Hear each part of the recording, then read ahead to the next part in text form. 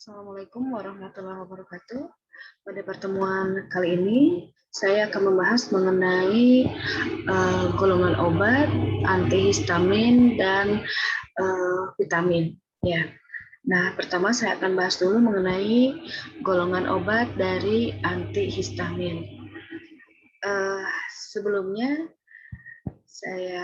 sebelum nanti menjelaskan mengenai bagaimana hubungan struktur di kelompok obat dari senyawa histamin ataupun vitamin. Saya akan jelaskan dulu mungkin pengantar dari antihistamin. Antihistamin obat yang mungkin sering kalian dengar apabila seorang pasien itu mengalami suatu alergi atau gangguan pada sistem imunitas atau pada kekebalan tubuh, karena memang antihistamin ini dihasilkan karena memang adanya pemicu, apakah itu dari faktor lingkungan maupun faktor dari tubuh kita itu sendiri, ya, atau bisa karena memang berupa autoimun, ya, terjadi autoimun yang terjadi di dalam tubuh kita atau faktor lingkungan. Nah, antihistamin yaitu adalah zat-zat yang dapat mengurangi atau menghalangi efek histamin terhadap tubuh dengan jalan di mana nanti si antihistamin ini akan memblokir reseptor histamin, ya, atau histamin itu penghambat saingan gitu ya. Nah, itu jadi antihistamin ini biasanya digunakan untuk penanganan alergi, karena pada alergi biasanya itu akan memunculkan senyawa histamin di dalam tubuh, apakah itu karena memang faktor imunitas ataupun karena memang gangguan atau faktor lingkungan, ya, seperti udara atau misalnya dari makanan, suhu, seperti itu ya, itu bisa menyebabkan alergi. Nah, hal itu akan menyebabkan ketidakseimbangan sehingga tubuh memang bereaksi secara berlebihan atau hipersensitif, sehingga akan menyebabkan atau memunculkan suatu senyawa di dalam tubuh. Ya, penyebabnya itu akan membuat daya tahan tubuh, terutama imunoglobulin E, IgE, itu ya, akan memicu atau membuat bagian atau organ-organ atau bagian-bagian dalam tubuh itu melepaskan histamin, ya. Contohnya yang sering mengalami atau bagian tubuh yang sering mengalami atau melepaskan histamin, selaput lendir hidung, ya, kemudian bronkus, kulit, mata, mukosa, usus, dan lainnya, seperti itu. Jadi tergantung faktor atau bagian tubuh mana yang dipengaruhi oleh faktor lingkungan atau yang memang terganggu sistem imunitas atau kekebalan tubuhnya, seperti itu. Ya, jadi tadi antihistamin. Nah, antihistamin itu zat mengurangi efek histamin di dalam tubuh, seperti itu. Kemudian, nah, yang akan dibahas yang kedua adalah mengenai vitamin. Di biokimia kita sudah membahas mengenai vitamin, bahwa vitamin itu kelompok senyawa organik, ya, di mana dia memiliki peranan yang cukup spesifik, terutama di dalam fungsi kesehatan. Vitamin itu membantu mengaktifasi, ya, vitamin itu nanti fungsinya memang nanti dibantu oleh kerja dari atau vitamin ini dia yang akan membantu mengaktifasi enzim, seperti itu ya, akan membantu mengaktifasi hormon, membantu mengaktifasi enzim, terutama dalam proses metabolisme. Jadi vitamin ini dia tidak bekerja sendiri, tapi dia akan bekerja ya, bekerja membantu metabolisme terutama untuk mengaktifasi enzim ataupun hormon yang dibutuhkan oleh tubuh. Terutama biasanya vitamin ini akan sangat berperan sangat besar pada saat masa penyembuhan. Pada masa penyembuhan seseorang yang sedang mengalami gangguan kesehatan. Ya. Nah, salah satu gangguan yang bisa disebabkan oleh vitamin yaitu adalah avitaminosis. Ya, biasanya memang avitaminosis ini dia kelebihan vitamin sehingga memang vitamin ini akan menyebabkan toksik atau memang tidak berfungsinya vitamin di dalam tubuh seperti itu. Ya, karena memang adanya gangguan fungsi apakah dari organ ataukah misalnya kelebihan dari vitamin itu sendiri. Karena memang vitamin itu setiap harinya itu ada kadar diet tertentu ya, terutama dalam masa pertumbuhan gitu ya, atau yang memang yang sudah mengalami usia lansia itu mengalami kadarnya itu berbeda seperti itu. Antara contohnya vitamin C itu orang yang sedang penyembuhan karena sakit ataupun yang tidak dalam sedang sakit itu kebutuhan vitamin C-nya berbeda.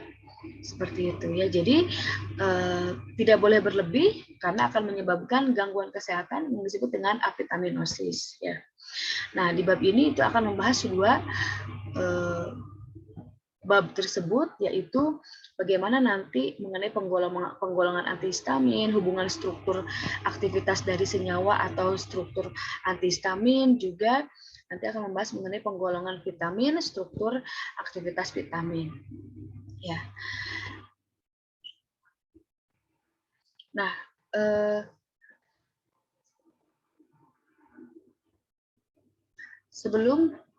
di sini yang pertama dibahas itu adalah antihistamin. Nah, di sini ada reaksi bagaimana itu histamin dihasilkan. Nah, di sini ada asam amino histidin, ya. Ini histamin L-histidin ini berarti proyeksi L. Kalau di biokim kita pernah bahas itu adalah LeVo. Ya, jadi memang memiliki struktur optiknya ke kanan, pergerakannya ke kanan gitu. Kalau LeVo itu ada dua, dan dextro dan LeVo. Ya. Nah, L-histidin ini dibantu oleh enzim L-histidin dekarboksilase dan juga bantuan piridoksal fosfat. Ini piridoksal tuh vitamin ya, kalau nggak salah ini vitamin, kemudian dia melepaskan CO2 menghasilkan histamin ya. Jadi dibantu oleh enzim L-histidin dekarboksilase akan menghasilkan histamin seperti itu. Nah, nama lain dari histamin yaitu adalah beta imidazoletilamin, senyawa normal yang ada di dalam tubuh. Dia disintesis oleh L-histidin. Nah, kemudian dibantu oleh enzim, dikatalisis oleh enzim L-histidin, dekarboksilase akan menghasilkan histidin. Nah, enzim tersebut, enzim yang terdapat pada sel-sel mukosa lambung, sel mas, basofil, ataupun SSP atau sistem saraf pusat, gitu ya. Nah, histamin sebenarnya memang dia ada fungsi di dalam tubuh. Ya, terutama untuk proses fisiologis, misalnya regulasi sistem kardiovaskuler, otot halus, kelenjar eksokrin, sistem imun. Nah, dia kalau misalnya dikeluarkan secara normal, ya itu tidak akan berefek terhadap kesehatan. Namun, apabila histamin dikeluarkan dari tempat pengikatan ion kompleks heparin protein, ini misalnya antigen atau antibodi, nah ini itu akan menyebabkan senyawa alergen, yaitu histamin itu sendiri gitu ya. Secara berlebih sebenarnya memang dia tempatnya ya memiliki peran dalam sistem kardiovaskuler, tapi kalau misalnya dia dikeluarkan seperti di bagian atau hasil dari reaksi antibodi gitu ya, kemudian adanya dikeluarkan di tempat kompleks heparin protein, maka itu akan dipicu sebagai senyawa alergen ya, atau akan mengalami alergi pada si orang tersebut. Senyawa alergen itu macam-macam ya, tergantung perorangannya. Ada yang berupa spora gitu ya, jamur, debu rumah, bisa sinar, bisa cuaca, racun misalnya dari udang gitu ya, udang busuk itu kan biasanya bisa memicu histamin dalam tubuh kita berlebih kalau dikonsumsi gitu ya, dari ikan-ikan seperti ikan-ikan yang sudah busuk gitu ya, tripsin, kemudian enzim proteolitik, deterjen, jadwara ataupun lainnya seperti itu. Biasanya memang turunan-turunan amin itu bisa memicu senyawa alergen ini. Nah, kemudian apa fungsi dan efek histamin ya? Histamin tadi sebenarnya peran utamanya dia dalam proses peradangan dan sistem daya tahan tubuh. Apa saja efek histamin bagi tubuh? Ini di modul dijelaskan. Ini pertama sebagai kontraksi otot polos pada bronkus, usus dan rahim, vasodilatasi semua pembuluh darah atau bisa pelebaran ya, semua dibantu untuk akan menyebabkan vasodilatasi atau terjadinya pelebaran semua pembuluh sehingga menurunkan tekanan darah, memperbesar permeabilitas ya. Jadi permeabilitas cepat gitu ya. Jadi ada udem, akan menyebabkan udem atau bacanya edema gitu ya. Sehingga memang terjadinya pembengkakan gitu ya, akan adanya udem gitu, edema, pembengkakan di kapiler mukosa terutama. Memperkuat sekresi kelenjar ludah, air mata, dan asam lambung, juga menstimulus ujung-ujung saraf sehingga menyebabkan eritema dan gatal-gatal. Ya. Nah, itu beberapa efek yang terjadi pada fenomena alergi ya. Apakah misalnya terjadi pada ada beberapa, ada pun yang tidak semuanya efek histamin itu dialami. Cuman memang yang paling fatal itu akan menyebabkan shock anafilaksis ya, seperti itu. Karena memang histaminnya cukup banyak yang dikeluarkan sehingga menyebabkan pelebaran pembuluh darah atau vasodilatasi seperti itu. Dan bisa menyebabkan pingsan atau shock gitu ya. Tekanan darahnya itu turun drastis. Nah, bagaimana mekanisme kerja histamin? Nah, di sini dijelaskan bahwa histamin ini dapat menimbulkan efek bila berinteraksi dengan reseptor histamin histaminrik ya. Reseptornya itu ada 4, H1, H2, H3 dan H4 gitu ya. Nah, kalau yang untuk H1, interaksi histamin dengan reseptor H1 ini akan menyebabkan otot polos usus dan bronki ya, dan menyebabkan juga permeabilitas vaskuler, meningkatkan sekresi mukus ya. Kemudian apabila interaksi dengan reseptor H1 juga ada terjadi pelebaran pembuluh darah atau vasodilatasi arteri sehingga ada penyebab di dalam tubuh kita itu seperti sembab ya, pruritik, dermatitis atau urtikaria. Nah, efek ini diblok oleh antagonis H1. Jadi nanti ada antinya gitu, antagonis H1 atau lawannya untuk melawan atau memblok dari H1 ini. Kemudian untuk H2, nah ini bisa meningkatkan reseptor H2 ini terhadap interaksi dengan histamin, itu bisa meningkatkan sekresi asam lambung dan kerja kardiovaskular atau kerja jantung juga itu sangat meningkat, mengalami kecepatan yang tinggi. Nah, apabila terjadi peningkatan sekresi asam lambung, maka akan menyebabkan tukak lambung gitu ya. Maka efek ini bisa diblok oleh antagonis H2. Sementara untuk reseptor H3 ini yang berinteraksi dengan histamin ini baru ditemukan oleh peneliti Ereng dan kawan-kawan ini ya, tahun 1987. Dia ternyata diidentifikasi terletak di ujung saraf otak atau di ujung saraf jaringan otak dan jaringan perifer, di mana fungsinya itu dia mensintesis atau melepaskan histamin.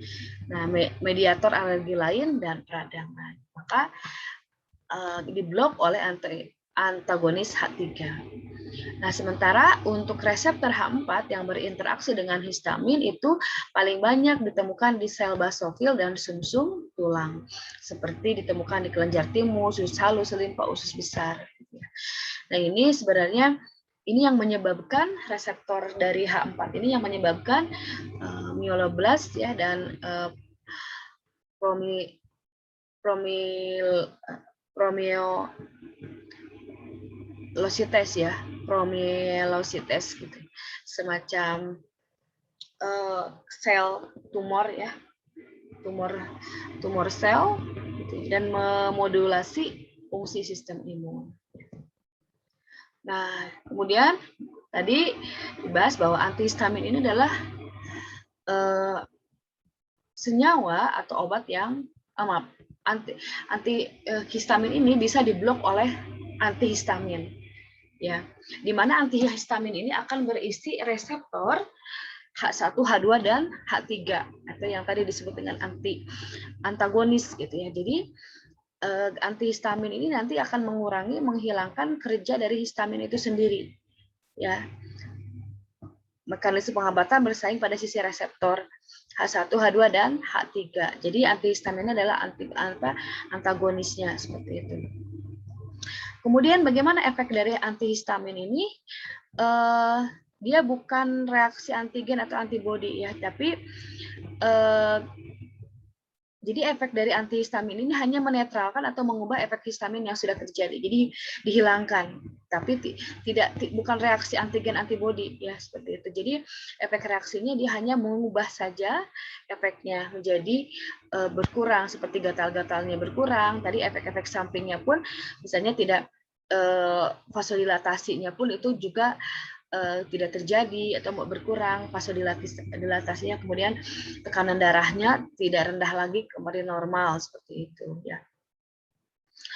Nah, antihistamin tadi umumnya tidak dapat mencegah produksi histamin, tidak dapat bisa mencegah, cuman memang hanya mengubah saja, mengubah ya, tapi tidak mencegah. Tetap antihistamin akan dihasilkan, tapi akan diblok oleh si antihistamin ini. Ya, fungsinya hanya menghambat saja atau bersaing secara kompetitif ya. Jadi ada persaingan antara histamin dan antihistamin dengan reseptor histamin ritmi ini. Nah, ada 3 kelompok untuk antihistamin ini. Ada yang kelompok antagonis H1 ini untuk pengobatan gejala-gejala akibat reaksi alergi gitu ya. Kemudian H2 itu untuk yang tukak lambung karena memang tadi interaksi antara antagonis H2 dan dengan interaksi histaminnya terjadi di lambung gitu ya pada saat pengurangan sekresi asam lambung. Sementara yang ketiga ini penelitiannya masih berlanjut sampai sekarang gitu. Jadi belum diketahui karena tadi kan H3 ini berhubungannya dengan pemblokan dari otak ya, sistem saraf atau jaringan otak. Jadi sampai sekarang masih dalam proses penelitian untuk pusat pengikatannya di bagian mana, itu masih dalam bentuk penelitian, masih diteliti seperti itu. Nah, untuk antagonis H1, nah ini atau disebut dengan antihistamin klasik gitu ya. Ini bekerja menghambat secara bersaing dengan kerja histamin dengan jaringan yang mengandung reseptor H1. Maka digunakan antagonis H1. Biasanya digunakan ini untuk alergi, antiemetik, anti mabuk, anti Parkinson, anti batuk, sedatif, antipsikotik, dan juga anestesis tempat. Nah, kemudian bagaimana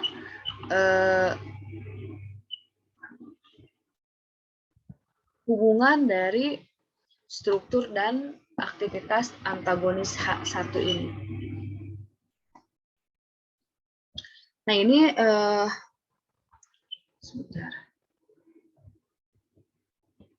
Nah, kita akan melihat bagaimana yang pertama ini ada struktur atau rumus umum dari antihistamin.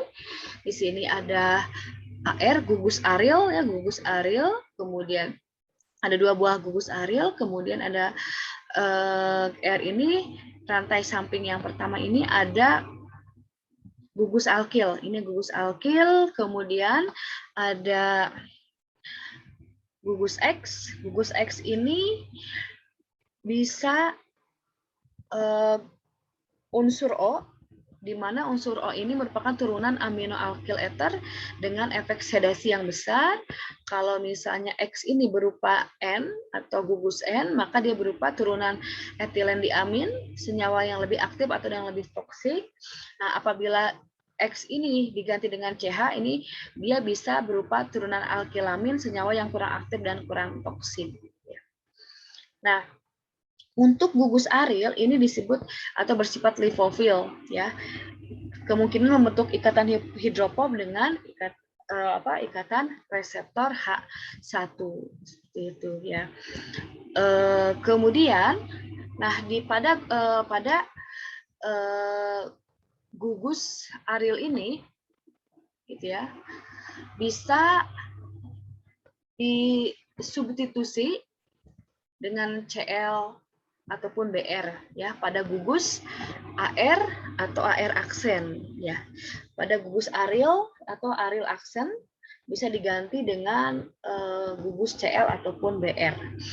Nah, di mana dia akan meningkatkan aktivitas karena memang Cl dan Br ini bisa memperkuat ikatan hidrofob dengan reseptor.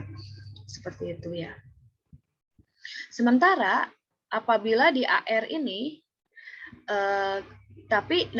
CLBR ini harus dimasukkan pada posisi para. Sementara kalau misalnya AR aksen AR aril dan aril aksen ini diisikan CLBR pada posisi ortoautometa, itu justru akan menurunkan aktivitas, sehingga harus diposisikan pada posisi para, ya. Seperti itu. Kemudian, nah, apabila ada gugus N, atom N gitu ya, maaf. Secara umum ini untuk mencapai aktivitas optimal, atom N pada ujung adalah atom amin tersier. Tadi katakan bahwa untuk yang N, nah ini bisa pada di gugus X, ya, atau pada X ini diisi oleh N, gitu ya. Nah, amin N di sini diharapkan itu amin tersier dengan pH fisiologis bermuatan positif sehingga dapat mengikat reseptor H1 melalui ikatan ion. Ya. Kemudian kuartanerisasi dari nitrogen rantai samping tidak selalu menghasilkan yang kurang efektif. Jadi kuarterner gitu ya, atau nitrogen kuarterner ini tidak selalu menghasilkan senyawa yang kurang efektif. Bisa juga kuartanerasi dari nitrogen ini pada rantai sampingnya itu bisa menghasilkan senyawa yang efektif seperti itu. Rantai alkil antara atom X dan N ini ada aktivitas antihistamin optimal bila jumlah karbon C-nya 2. Ya, seperti itu. Nah, kemudian di sini faktor sterik juga mempengaruhi aktivitas antagonis H1. Efek histamin akan maksimal jika kedua cincin aromatik pada struktur dipendihidramin tidak terletak pada bidang yang sama. Jadi gini, pernah dibahas bahwa obat kalau misalnya jumlah atom karbonnya itu semakin banyak, maka aktivitasnya itu akan turun. Nah, sementara apabila jumlah atom karbonnya itu semakin sedikit, misalnya di C2 dan 3, itu akan menyebabkan aktivitasnya optimal, lebih bagus seperti itu dibanding dengan jumlah karbon yang sangat banyak. Seperti itu. Contoh juga misalnya pada bahan minyak bumi, antara misalnya kalau kalian ketahui bahwa antara Pertamax dengan pertelit biasa gitu ya, itu jumlah karbonnya lebih sedikit untuk yang pertelit karena pengotornya itu lebih sedikit dan memang lebih bagus dia dijadikan sebagai bahan bakar kendaraannya itu semakin bagus dan semakin tidak merusak dari mesinnya seperti itu. Nah, secara umum antagonis H1 ini dalam bentuk garam-garam HCl, sitrat, bisa dalam fumarat, fosfat, suksina, tartrat, maleat ya, untuk meningkatkan kelarutan dalam air gitu ya. Jadi dikombinasi ya dalam bentuk garam-garam HCl biasanya. Berdasarkan struktur kimia antagonis H1 dibagi dalam kelompok 6. Nah, jadi antagonis H1 itu ada 6 kelompok. Ada turunan eter aminoalkil, turunan etilen diamin, turunan alkilamin, turunan piperazin, ada turunan fenotiazin, dan ada turunan lain-lainnya. Seperti itu. Nah, adapun ini yang terbaru ada antagonis generasi kedua, yang memang ini dia dikembangkan untuk mengurangi kurang efek sedasi atau sedatif dan efek kolinergik dan adrenergic yang tidak diinginkan oleh antagonis H1 di generasi pertama. Ya itu jadi ada pembaharuan itu masuk ke generasi kedua ya untuk mengurangi efek sedatif atau sedasi dan efek kolinergik dan adrenergic ya, jadi akan menyebabkan kolinesterase dan adrenalin biasanya seperti itu, sehingga memang butuh antagonis H1 generasi kedua. Kalau generasi pertama itu kan antihistamin klasik gitu ya. Nah, kemudian ini ada turunan. Nah, ini antihistamin turunan eter aminoalkil. Rumusnya ArCH2. Nah, di sini ada gugus CHO, ini ada gugus N-nya, CH3-nya. Ya. Hubungan struktur dan aktivitasnya. Nah, ini kita lihat bahwa apabila terjadi pemasukan gugus ClBr OCH3 pada posisi cincin aromatik akan meningkatkan aktivitas dan menurunkan efek samping ya. Ini pada posisi cincin aromatik katanya.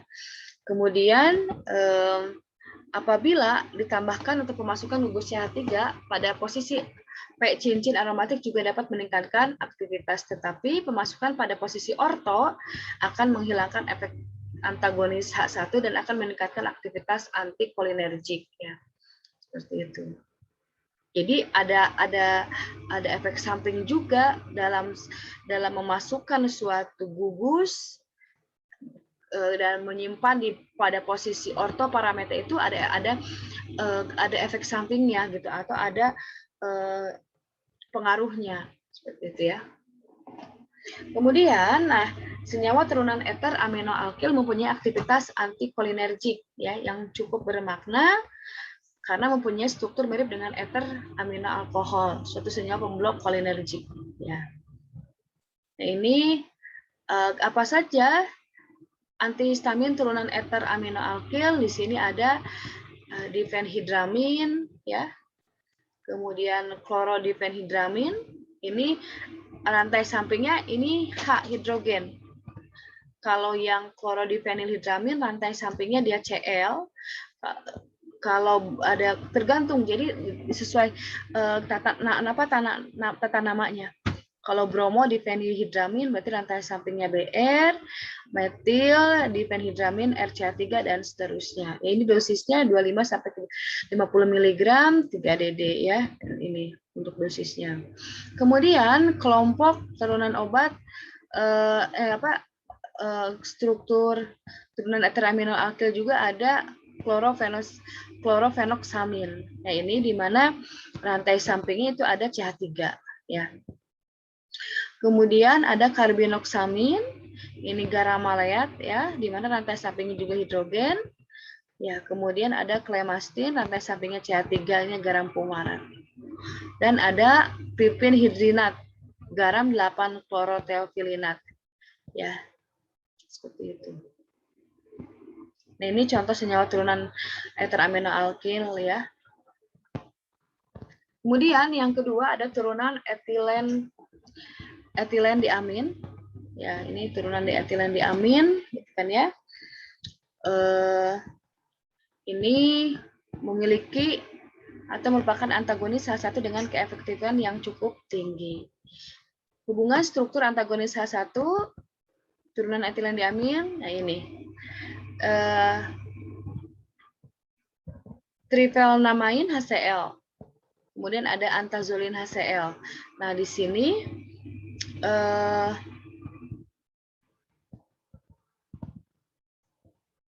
struktur senyawa turunan etilen diamin untuk antihistaminnya ini ada penbenzamin, ada kalau penbenzamin, nah ini dia tidak memiliki rantai samping ya. Kalau trifenelamin ini rantai sampingnya hidrogen, pirilamin rantai sampingnya ini CHO ya, CH3O, kelompok keton biasanya CH3O ini. Kemudian ada antazolin ya, ada bamifin dan juga ada mebhidrolin. Kemudian di sini ada turunan alkilamin. Ada turunan alkilamin di mana dia contohnya, nah ini ada CTM jadi ada penileramin maleat, ada CTM itu kelompok dalam turunan alkilamin ya. Kenapa ada aminnya? Di sini ada nitrogennya, ini ada amin juga ya. Ini, nah ini kalau ada istilah amin berarti dia ada memiliki unsur nitrogen seperti itu ya. Kemudian ada turunan piperazin seperti oksatomid, hidroksizin, ada homoklorsiklizin ya. Nanti silakan dibaca ini bagaimana hubungan-hubungannya dalam struktur setiap antagonisnya ya, antagonis H1 ya, seperti itu. Ini contoh molekul atau suku molekul turunan piperazin, ada siklizin tadi ya, ada hidroksizin, ada oksatomid. Kemudian ada turunan fenotiazin. Nah, ini memiliki atau bisa mengadakan potensial dengan obat analgesik dan sedatif gitu ya. Contohnya ada prometazin, ada micoetazin ya. Kemudian ini ada rantai sampingnya CH3 ya. Ada mepdilazin, ada isotipendil, ada oxomimazin. Ini bagaimana hubungan strukturnya silakan nanti dibaca ya. Kemudian ada antagonis H1 tapi generasi kedua. Nah, ini contohnya ada seperti terfenadin, kemudian fexofenadin, astenizol, separantin, kemudian ada cetirizin ya. Ini yang sering yang sekarang mungkin paling banyak itu lebih ke cetirizin. Nah, ini bagaimana karakteristik antagonis H1 generasi kedua ini dia. Ya. Contoh di sini ada terfenadin. AH1 atau antagonis H1 generasi kedua selektif yang tidak menimbulkan efek sedasi dan antikolinergik gitu ya. Jadi senyawa tersebut tidak berinteraksi dengan reseptor pemicu pemicu adregeniknya, jadi tidak berikatan dengan reseptor alfa atau beta adregenik ya, karena tidak mampu menembus sawar darah otak ya. Jadi memang dia untuk terfenadin untuk generasi kedua ini dia tidak mengganggu sistem saraf atau tidak mengganggu sawar darah otaknya ya. Ini rantai sampingnya. Untuk terfenadin hidrogen, sementara untuk fexofenadin itu OH ini ya. Kalau misalnya di sini R-nya OH, R-nya H gitu ya. Maaf, yang di sini R-nya H itu namanya terfenadin, tapi kalau rantai samping ini diganti OH menjadi fexofenadin. Kemudian ada akrifastin ya. Ada juga astenizol. Untuk yang turunan kedua ini ada loratadin, silakan nanti dibaca bagaimana strukturnya gitu ya. Ada cetirizin, nah ini yang cetirizin yang paling sering kita temukan karena memang harganya juga terjangkau gitu ya untuk cetirizin ini. Ini ada gugus etoksikarboksilatnya. Ya, etoksikarboksilat, efek sedasi dan efek antikolinergiknya rendah ya. Nah, kemudian antagonis H2. Nah, untuk antagonis H2 ini di mana ya antagonis atau antihistamin yang bersaing menghambat interaksi histamin di reseptor H2 sehingga dapat menghambat asam lambung. Ya, seperti itu. Nah, ini rumus struktur antihistamin AH2. Ya, ini di karbon nomor 4 ada rantai samping R, ya. Kemudian di nomor 1 ada nitrogen, ya, ada NH di nomor 3.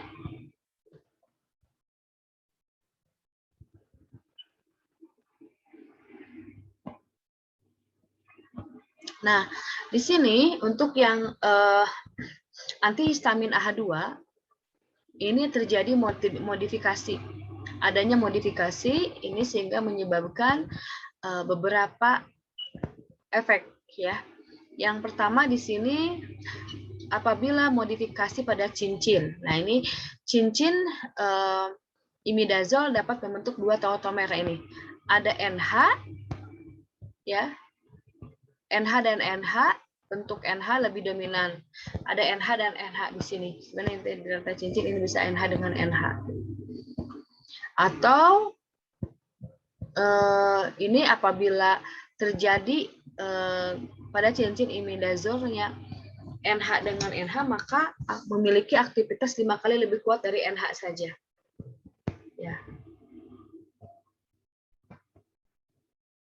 Kemudian ada modifikasi rantai samping.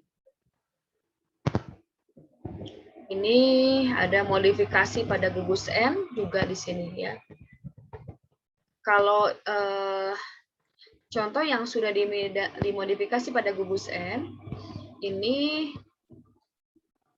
contohnya ada simetidin, ranitidin HCl, ya, ada pemotidin, ya, dan seterusnya.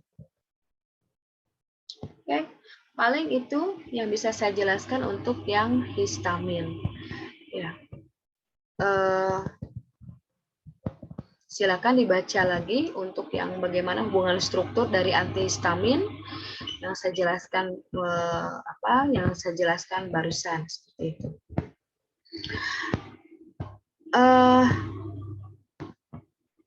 Selanjutnya saya akan menjelaskan mengenai vitamin, ya, mengenai vitamin.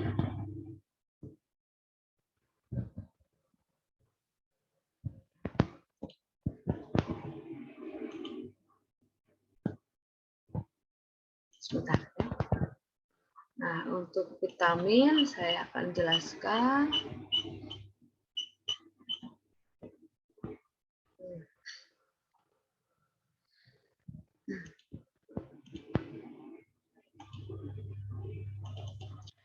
Nah, di biokimia kita pernah membahas mengenai vitamin, ya, bahwa vitamin itu merupakan molekul organik yang memiliki molekul massa atau berat molekul atau massa molekul yang kecil, gitu ya.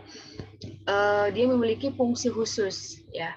Vitamin ini dia tidak bekerja langsung, ya, tidak bekerja langsung terhadap jaringan, tapi dia akan membantu metabolisme, terutama dalam mengaktifasi enzim, ya, mengaktifasi enzim-enzim atau hormon, ya.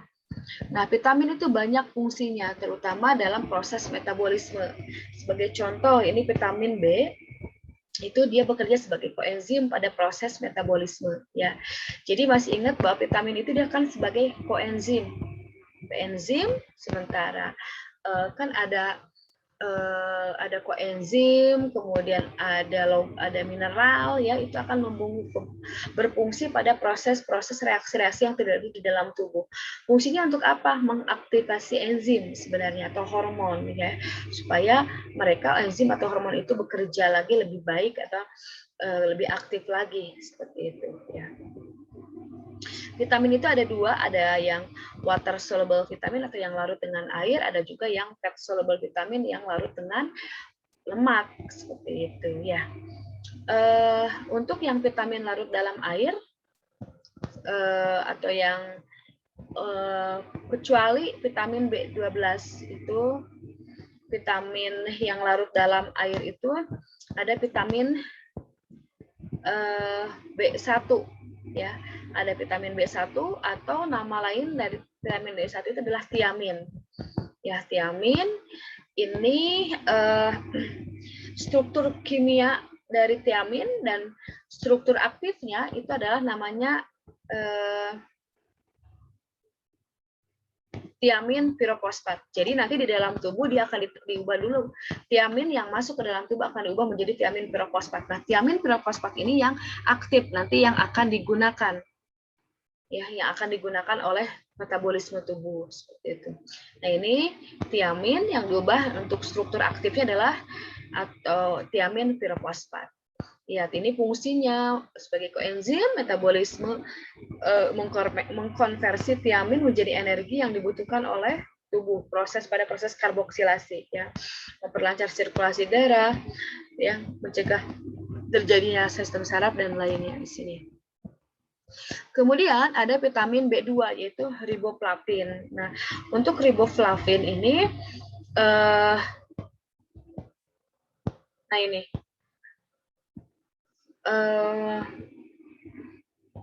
riboflavin ini fungsinya ini juga sebagai koenzim atau vitamin B2 gitu ya. Vitamin B2 ini memiliki cincin trisiklik isoaloxazin ya. Fungsinya dalam metabolisme asam amino. Kemudian ada niacin atau asam nikotinat. Ini ya, ada niacin, ada atau asam nikotinat.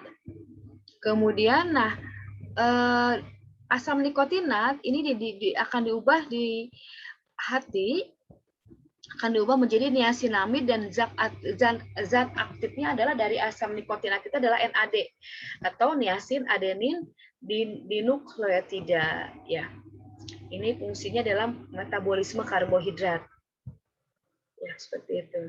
Defisiensi atau kekurangan vitamin dari asam nikotinat atau dari niacin ini menyebabkan pellagra, diare, demensia, dermatitis, ya, seperti itu. Ini struktur asam nikotinat, ya. Ini ada struktur nikotinamid dan juga ada struktur viridoksal.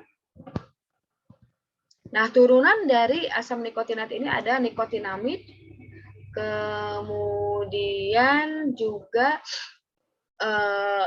ada asam nikotinat, ya ini nikotinamid, ya nikotinamid.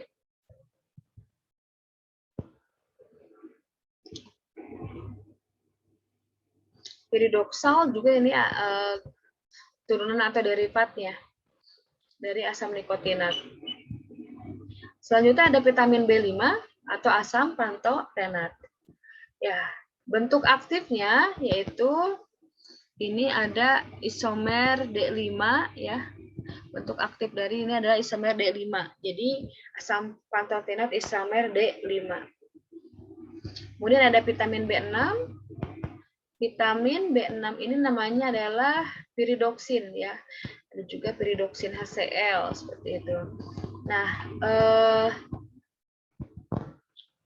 piridoksin, piridoksal dan piridoksamin. Ya, itu ini bentuk aktifnya. Kalau nanti di dalam hati itu menjadi piridoksal fosfat, nanti berperan sebagai koenzim. Ya. Piridoksal fosfat ini bentuk aktifnya. Kemudian ada B7 atau nama lainnya adalah biotin. Nah, ini biotin juga ini kalau terjadi defisiensi penurunan terjadi rontok rambut ya, dermatitis seperti ini. Dia berperan dalam metabolisme tubuh terutama dalam transfer karbon dioksida, metabolisme karbohidrat dan metabolisme lemak.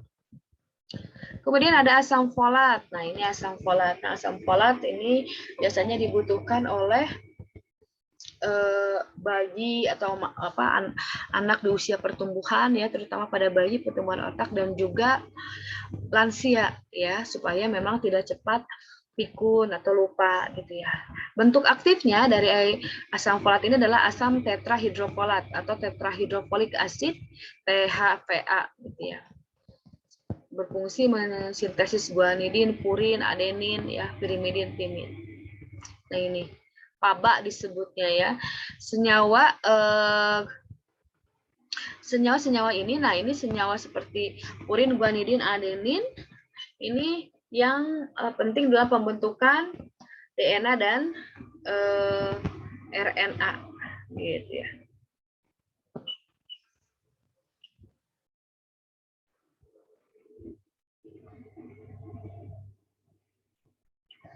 Kemudian ini asam folat ini panjang, ada komponen 6-metil-pteridin, ada PABA-nya juga, ada asam glutamatnya. Karena strukturnya cukup panjang juga ini untuk yang asam folat. Kemudian vitamin B12 atau kobalamin ya. Kobalamin ini ada unsur kobaltnya di dalamnya gitu ya. Nah ini struktur vitamin B12 ini cukup kompleks. Kemudian di dalamnya ada kobalamin. Biasanya kalau senyawa organik yang ada logamnya itu disebut bioorganik. Nah ini vitamin B12 termasuk ke dalam bioorganik karena dia memiliki atau diikat oleh logam kobalt ya, kobalam seperti itu. Ini terpenting dalam pembentukan DNA dan RNA serta pembelahan sel. Kemudian ada vitamin B13 atau keturunan diketopirimidin ya. Ini untuk suplemen sebagai lithium orotat gitu ya. Di fungsi-fungsinya. Kemudian ada B15 atau asam pangamat.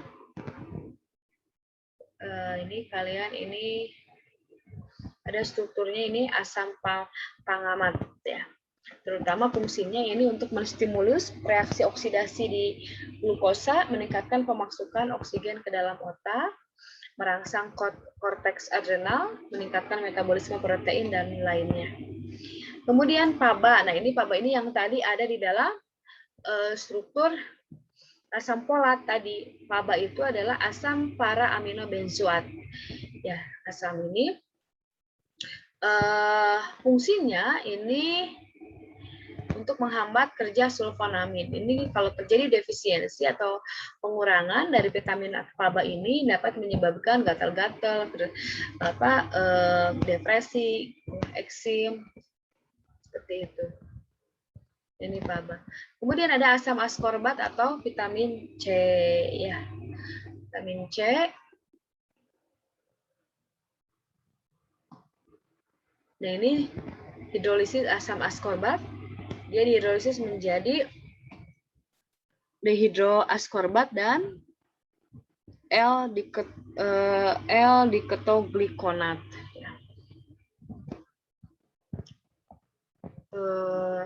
Tidak memiliki aktivitas sih. Fungsinya sebenarnya vitamin C ini untuk membantu proses-proses atau sebagai antioksidan sih ya di dalam tubuh. Vitamin yang larut dalam lemak, yang pertama ada retinol, vitamin A ya. Ini strukturnya dari retinol, kemudian ada retinil palmitat, jadi bentuk aktifnya. Ya, ada derivatnya atau bentuk aktif dari vitamin A itu ada retinil palmitat dan beta karoten. Ini beta karoten biasanya ada di sayuran ya yang warna kuning atau orange. Kemudian ada vitamin D ya. Vitamin D ini juga mencakup ada vitamin D2 dan 3. Vitamin D2 itu adalah ergokalsiferol dan kolekalsiferol itu vitamin D3. Bentuk-bentuk vitamin D ya. Ada vitamin D3 atau namanya Devaron atau kolekalsiferol, ada kalsidiol, 25 hidroksisitamin, ya. Kemudian ada kalsitriol, ya. Ada juga alfa kalsodiol, etalfa, ada ergokalsiferol, vitamin D2, dan ada dihidral atau dihidrotakisterol, ya. Gitu.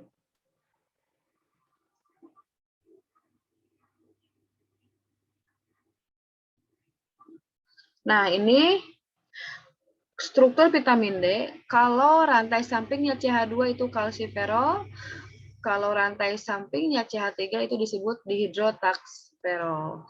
Dihidrotakisterol, ya. Ini rantai sampingnya tadi, ini R dan di sini. Kalau di sini CH2 berarti kalsiferol. Tapi kalau CH3 dia dihidrotakisterol. Sama juga ini, ya.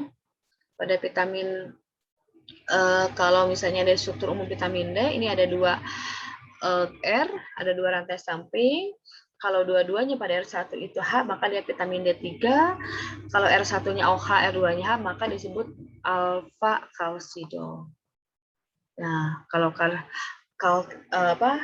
kalsitriol di R1-nya OH, dua-duanya OH itu kalsitriol. Kemudian ada vitamin E atau alfa tokoferol. Nah, ini alfa tokoferol juga ini memiliki jenis-jenisnya, tergantung rantai sampingnya. Apabila R1, R2, R3-nya berupa CH3, maka dia disebut alfa tokoferol. Kalau R1 CH3, R2-nya H, dan R3-nya CH3 itu beta tokoferol. Kalau R1-nya H, R2 dan R3-nya sama CH3, dua-duanya, maka disebut gamma tokoferol. Ada vitamin K atau vitamin K ini terdiri dari vitamin K1 filoquinone. Ya, kemudian ada menaquinone dan ada menatetrenon. Kalau vitamin K3 itu menadion, ya. Ini struktur dari vitamin K. Fungsinya ini dalam metabolisme tulang, terutama juga pada proses pembekuan darah, itu ada vitamin K-nya. Ya. Ini itu saja yang bisa saya sampaikan untuk histamin dan vitamin. Silahkan kalian pelajari lagi, baca modulnya, kemudian nanti dikerjakan tugas yang sudah ada di e-learning. Kalau ada hal yang tidak dipahami mengenai materi yang saya sampaikan kali ini, bisa ditanyakan di grup ya. Terima kasih. Sekian penjelasan dari saya mengenai antihistamin dan vitamin. Assalamualaikum warahmatullahi wabarakatuh.